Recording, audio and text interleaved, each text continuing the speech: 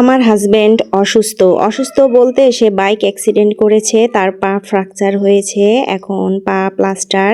সে বিছানাতেই শুয়ে থাকে সব সময়, বেশ অনেক কয়দিনে হলো। তো এই খবর শুনে আমার বড় বোন এসেছিল দেখার জন্য। অনেক দূরে তো ওরা সাধারণত আসে না, খুব কম আসে। তো এবার আসছে আর কি, জার্নি করতে পারে না এত দূরে, তারপরেও চলে আসছে। এরকম একটা খবর শুনে কেউ কি বাসায় থাকতে পারে?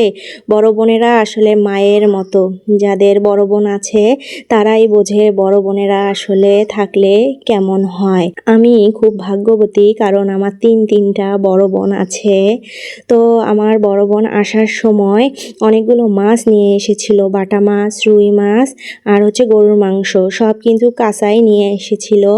একদম কেটে বেছে ধুয়ে পরিষ্কার করে নিয়ে এসেছে। এখানে আসার পর আবার অনেক কাঁচা সবজি বাজার করে দিয়েছে, যেহেতু আমি একা একা পারি না, সেজন্য সে নিজে থেকেই সব কিছু করে দিয়ে গিয়েছে, যাতে আমরা 10-12 দিন আর কি খেতে পারি, কোনো অসুবিধা না হয়।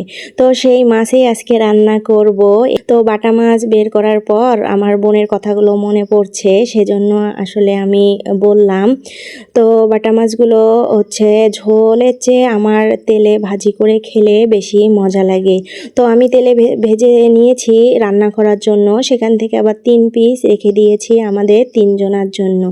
আর বাকি 3 পিস দিয়ে আমি সবজি রান্না করব। সবজি বলতে পুঁই শাক, ঝিঙ্গা, আলু দিয়ে ঝোল রান্না করব।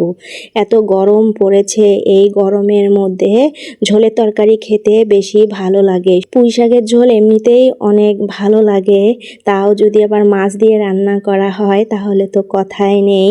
তো মশলাপাতি সব কষিয়ে, তারপর সবজিগুলো কষিয়ে, তারপর মাছ দিয়েছি, অনেকগুলো ঝোলের পানি দিয়েছি, কারণ ঝোল করব সেজন্য পানির পরিমাণটা বেশি দিয়েছি।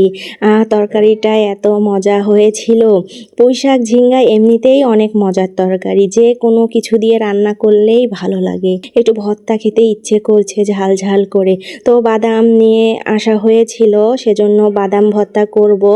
বাদামগুলো প্রথমে ভেজে নিলাম, আমি কাঁচামরিচও দিয়েছি, একটা শুকনা মরিচও দিয়েছি, আর রসুন, পেঁয়াজ, বাদাম সব ভালো করে ধুয়ে তারপর তেলে ভেজে পাটায় বেটে ভর্তা করেছি। পাটায় বেটে ভর্তা করলে নাকি অনেক মজা হয়, সেজন্য পাটায় বেটেই করেছি।